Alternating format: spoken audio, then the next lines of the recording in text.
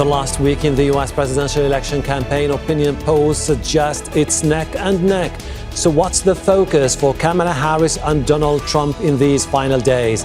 And how big a say could US support for Israel's war on Gaza have on the result? This is Inside Story.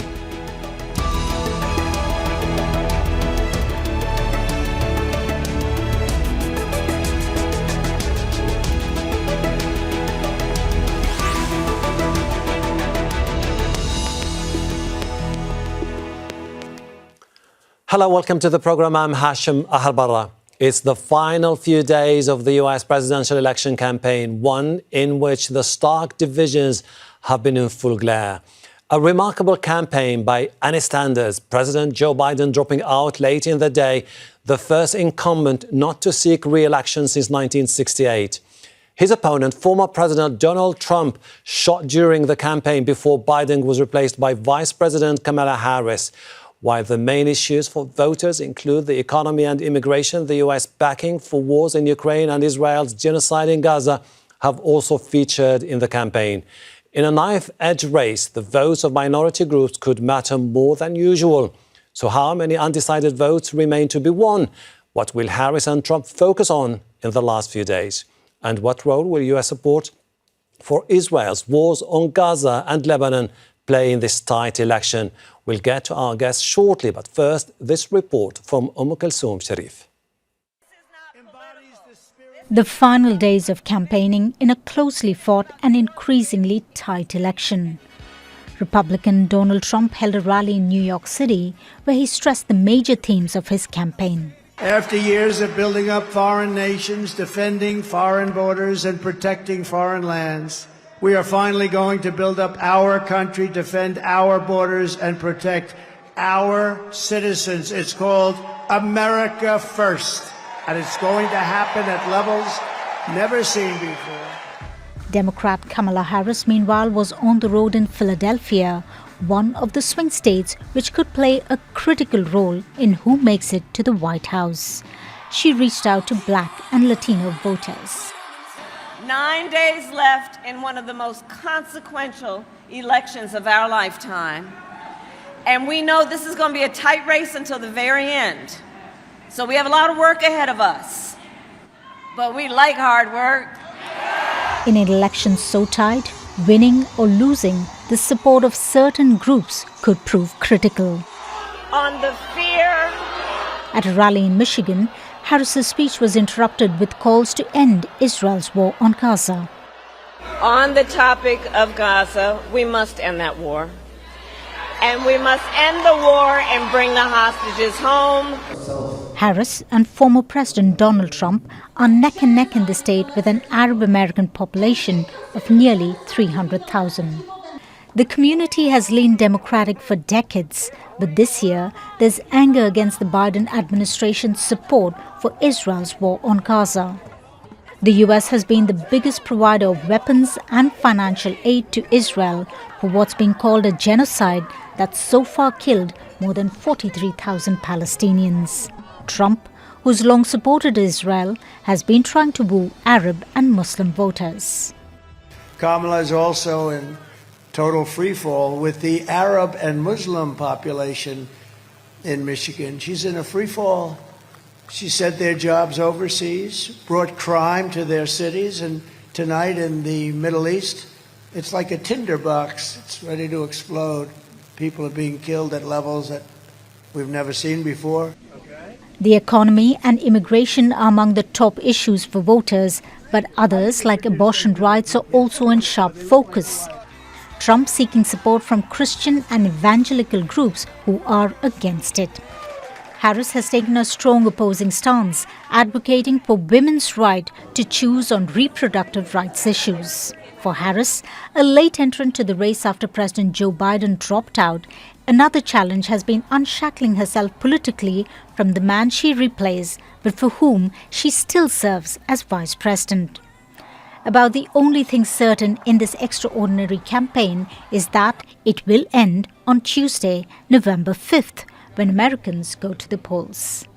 Kulthum Sharif, Al Jazeera for Inside Story.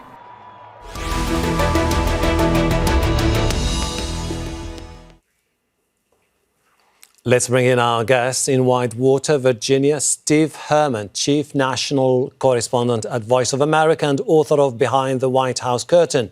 In Doha, Clyde Wilcox, Professor of Government at Georgetown University in Qatar and prolific author who writes on public opinion and voting, among other aspects of US politics. And in London, Thomas Gift, Director with the Centre on US Politics at University College London. Welcome to the programme. Steve, when Trump was at the centre of the criminal cases, many thought there was absolutely no way the man could ever be able to stage a political comeback. Now, there's a consensus that Trump could win this election. How did he manage to get to this point? Well, if you may remember, we had a previous Republican president who was called the Teflon president, that nothing bad seemed to stick to him. And that's been the case since 2016 with Donald Trump as well. No matter how much bad publicity he gets, no matter if he's impeached twice or becomes a convicted felon, it does not seem to hurt his popularity. Clyde, what are the dynamics that changed the election campaign so that we got to this particular point where this is going to be an extremely tight race? Well, most of our recent elections have been very tight, and particularly in a few key states. Think back to the 2000 election. The Florida outcome was decided by just over 500 votes, and that was what elected George Bush. So what happened in this particular race was that Biden was far behind. He looked like he was unable to function well in the debate. When he dropped out, Harris jumped up, and especially right after the debate, which she won very easily. But now the race is tightened as Republicans come home to the Republican Party, Democrats come home to the Democratic Party. Thomas, what do you think would decide the vote in the upcoming days? Well, the first thing that I would say is that I think that there is a small and vanishing number of swing voters. So in large part, I think both Kamala Harris and Donald Trump are trying to ensure that their bases turn out. Of course, that needs to be true the most in these critical swing states, including Pennsylvania, including Michigan, including Wisconsin, Arizona, Georgia. The list goes on. I'm really looking at Pennsylvania. Some recent forecasting showed that if Donald Trump can win Pennsylvania, his odds of winning the White House go up to 96%. If Kamala Harris wins Pennsylvania, her odds of winning the White House go up to 91%. So that's just how knife edge of an election this is. We will definitely unpack the 7 swing states and see how this is going to move forward. In the meantime, Steve, so there was the Madison Square Garden event where Trump delivered his closing argument against Kamala Harris, and the rhetoric was really dark. Would it come as a surprise to his own supporters? Would it make any difference to his own supporters? I doubt it'll make any difference to his own supporters, where I think that could turn out to be critical. As Professor Gift just mentioned, Pennsylvania is absolutely essential.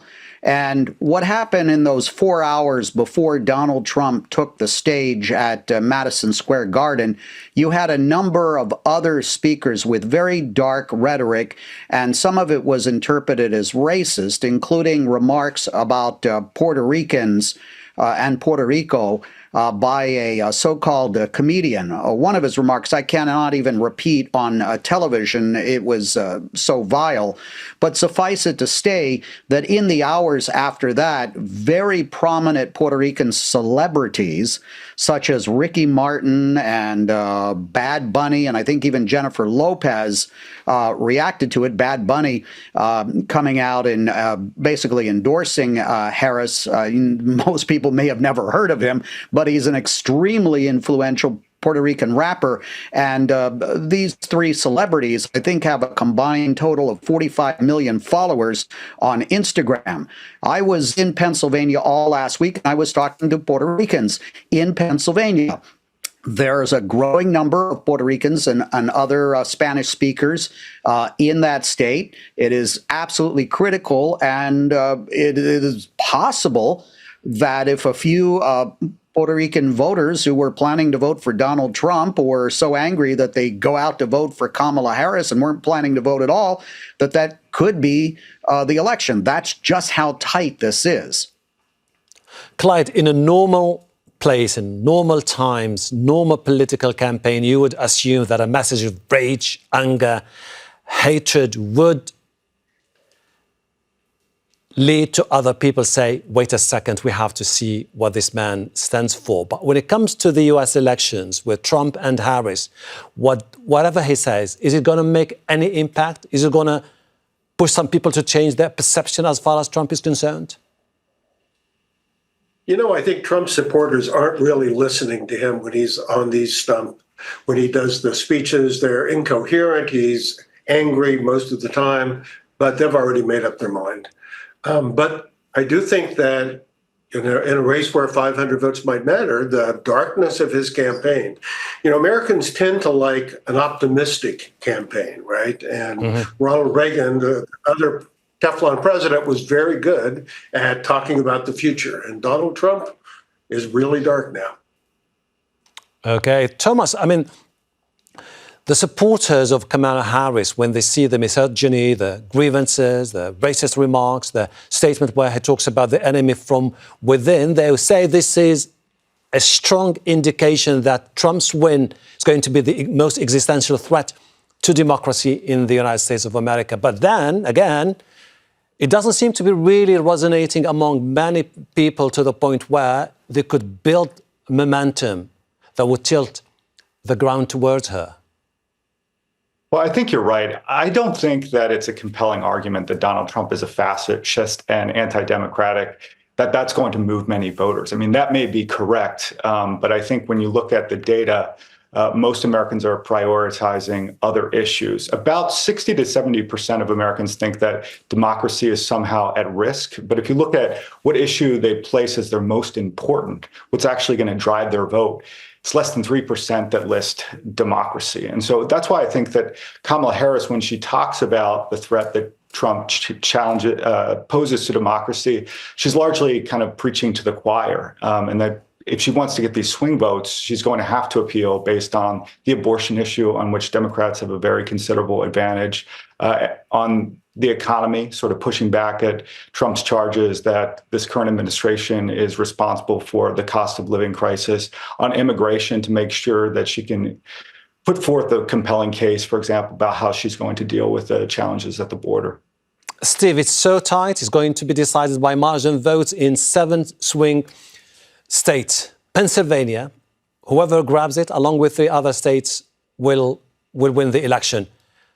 Why is Pennsylvania crucial? And is it going to be mainly about the one who is going to expand his voice, particularly in small cities and rural areas? Yes, Pennsylvania is really a bellwether state, and as been pointed out, it's very unlikely that either candidate will win enough electoral votes to become president without Pennsylvania. What I saw on the ground last week in Erie County, Pennsylvania, and in the Pittsburgh area, the Democrats have a fairly sophisticated ground game where they're keeping track of who has voted, knocking on doors, following up. The Republicans are a little bit less organized, but as you noted, if you go outside the big cities, that's where you find a very solid and enthusiastic base for Donald Trump. And every indication I got from talking to voters there is they are going to vote for Donald Trump. They're not going to stay at home. If you go out and look at the yard signs outside the cities, you will mostly see Trump-Vance signs and very few Harris-Walz signs. Now, that's not the best way to estimate the results of the election, but it does give you some indication of enthusiasm. So, as I said, something as seemingly innocuous as a comedian insulting Puerto Ricans as a warm-up act could just be enough votes to swing things here. Okay, Clyde, what's the problem with the Democrats when it comes to Michigan? They knew from day one that there was going to be a huge problem here. The Arab Muslim community is tired of the policies of the Democrats. They blame the Democrats for presiding over the war in Gaza, and they say they're not going to vote for Kamala Harris. Yet you don't really get a sense that Kamala Harris invested enough to change perceptions there. Well, the protest against the Biden-Harris administration is very understandable, I think, among Muslim and Arab voters. But Republicans are pouring money into this Vote for Jill Stein campaign. But I think the 2000 election is an interesting way to look at the protest vote, because at the time, Ralph Nader was running as a Green Party candidate, protesting that Al Gore was not being green enough in the campaign. And so Nader ended up with 97,000 votes in Florida, and Bush won by 540. And his was most certainly not a green administration, right? So basically, a vote for Stein is a vote essentially for Trump. Netanyahu prefers Trump. Trump will have the Arab ban, the Muslim ban again. He's talked about deporting pro-Palestinian protesters. So I do understand the anger, truly, but I think a protest vote here probably is a backfiring vote. Okay, Thomas, when you look at states like Arizona, Trump has a slight lead. When you look at Georgia, it seems that he seems to be more appealing to black voters. In Nevada, he seems to be slightly leading, and he's banking on more votes from the Latino community. How did he manage to get to this point where suddenly he's becoming very, very aggressive in his approach towards the swing votes and the dynamics of the swing states? Well, I think Trump has really had significant appeal to black men in particular. That's where he's doing much better than he did the last go around. A recent New York Times Siena poll found that 78% of black voters support Harris. That's down significantly from about 85% who voted Biden in 2020. When you break the data down by gender, the divides are even more stark. About 20% of black men want Trump elected compared to only about 12% of black women. He's also, as you suggested, made inroads with Latino voters as well. And I do think that this is puzzling for a lot of experts, because Trump has kind of trafficked in this dark language, racially charged language, using dehumanizing language to describe some of these groups. You know, at the end of the day, I think they are not single issue voters. And so they are affected by the exact same issues that Americans are generally. There is, correctly or incorrectly, a perception that the U.S. economy is not doing as well as it could be. And so I think that there is some pessimism there, particularly as it relates to the cost of living and the fact that groceries and food are about 25 percentage points higher in terms of the cost relative to pre-pandemic levels.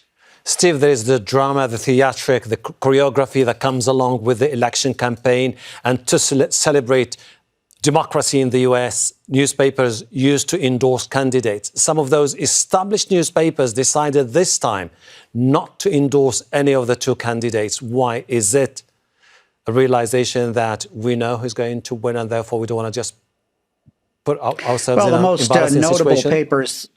The most notable newspapers that did not endorse were the Los Angeles Times and the Washington Post. They're both owned by billionaires, and whether there were actual issues involved in that, or secret support for Donald Trump, or just that they're sort of hedging their bets.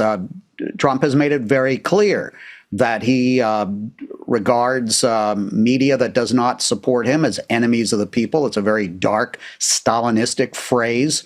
And they may be afraid, especially Jeff Bezos, who is most notably known as the head of Amazon and has a space business as well, that he could possibly lose a massive amount of government contracts if Trump gets back into office. So he may have been looking at it from just a pragmatic a business standpoint, but there does seem to be a bit of a chilling effect on the media. from Donald Trump's rhetoric. Trump also threatening to go after the Federal Communications Commission licenses of certain networks, although technically the networks themselves are not licensed, but if they own individual stations, they're licensed. So we can certainly expect if Donald Trump gets back into office, there's going to be a much more adversarial relationship from the White House towards the mainstream media in this country. Clyde, that fear of retribution if Trump wins, could it be a key factor in deciding the final days of the vote and pushing some of the undecided voters to decide which way to go? Well, I don't think individual voters are worried about being held responsible. Our ballots are secret here still. But I think the long list of people that Trump has threatened to imprison, he's threatened to have army tribunals for Barack Obama. I mean, he says this increasingly, the list gets longer. A recent Supreme Court decision would seem to give him a lot of authority to politicize the Justice Department. So I don't think individual voters are worried that Trump will, retaliate against them. Although if I were in a demonstration, he's been threatening about sending the army to invade the demonstrations. And so I would be a little nervous, yes. Thomas, do you think that Kamala Harris, one of these days, she might regret the fact that she didn't really manage to change the perception among American voters that she's much better than Trump when it comes to the economy? Because when you look at the figures, many still believe that Trump is the one who has all it takes to fix the economy. Well, I think the economy is the number one issue for most voters, and Harris has had difficulty making the case that she represents a better choice than Donald Trump. In large part, that is because of the increases in the cost of living during the Biden administration. You can make an argument that some of that was exacerbated by a number of big spending bills whenever Biden came into office. But if you look at countries outside of the United States, they have been suffering from inflation as well as a result of supply chains, pent up demand after the pandemic. But she's got to make the case that she is capable on the economy, because Trump really has her on this. I think it's kind of the big issue alongside immigration that he is going to push in the last few days of this election. Steve, in Europe, immigration has been a key issue, and to the point where we've seen a surge of the far right because immigration has been the top issue there. Do you think that Trump is using the issue of immigration for a particular reason? Because populism, along with the fear of the economy, is a fertile ground for people to say immigrants are the problem that America faces in the future. Donald Trump's rhetoric certainly appeals to his base on the issue of immigration. And the election at this point is all about turnout. It's not about converting people, as we've discussed. It is getting your supporters to actually cast a ballot, whether it's an early vote, going to the polls early, which is the option in a lot of places, mailing in your ballot, which Republicans and Trump have had mixed views on that approach, or turning out on Election Day. So I would expect, actually, in the last few days, that Trump is not going to moderate his rhetoric whatsoever. He's likely to do whatever he thinks it's going to take, as he has put it quite starkly, for wives who are households that are supporting Trump, for the wives to get their husbands' butts off the couch and to the polling place. He said that several times in more graphic language. And so he's going to do whatever it takes to rally the remaining voters from his base in this last week of the election. Clyde, voter turnout is, historically speaking, about a new vibe, a sense among people that their vote is going to bring about a better life, a better change. But against the backdrop of this divisive political landscape, do you think that the turnout could be higher than before? I think the turnout could be higher than before, but I think One of the things that your introduction said is clearly not going to be true, and that is that we will know the winner on the night of the election. I think there's going to be so much contestation of voting, of balloting, of counting. There's got lawsuits already in process. I think what we saw last time was a dry run for a really strong challenge to the election if Trump loses. And it will take place over the course of a month or two, probably. Thomas, if one of the candidates wins by a very small margin, is it going to be a huge problem for democracy in the US? Well, I still think that democracy is resilient in the United States. And if you looked at what happened in 2020 and 2021, we had January 6th, of course, one of the darkest days in American history. But at the same time, that was dealt with through the courts. Trump's challenges to the vote winded their way through the justice system, where most were summarily and correctly dismissed. Many of the January 6th rioters are now in prison. We have had in the interim the passage of the Bipartisan Electoral Reform Act, which kind of limits the number of justifications that Congress members can put up as a reason for kind of contesting the elections. Certainly, there's a need for vigilance, for especially violence. But I think we're going to see counts, we're going to see recounts, we're going to see litigation. But I still think at the end, American democracy is We strong. have less than a minute and a half. Could you share your projections with me, if you don't mind, at this stage? Steve, who do you think is going to win this election? I think it's impossible to predict. It is possible that one candidate or the other could sweep all the swing states. It's also possible that it comes down to one electoral vote. Okay. All I can probably prognosticate is going to be very, very close. Clyde?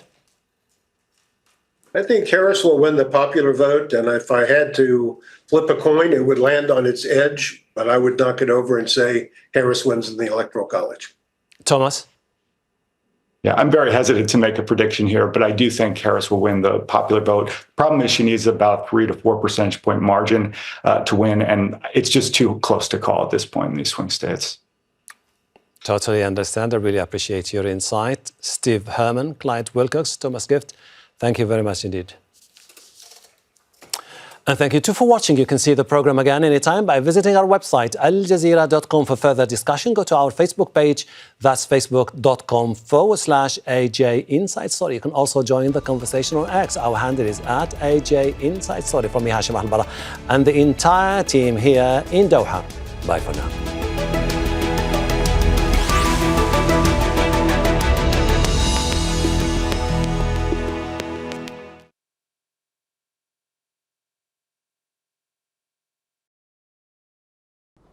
Make sure to subscribe to our channel to get the latest news from Al Jazeera.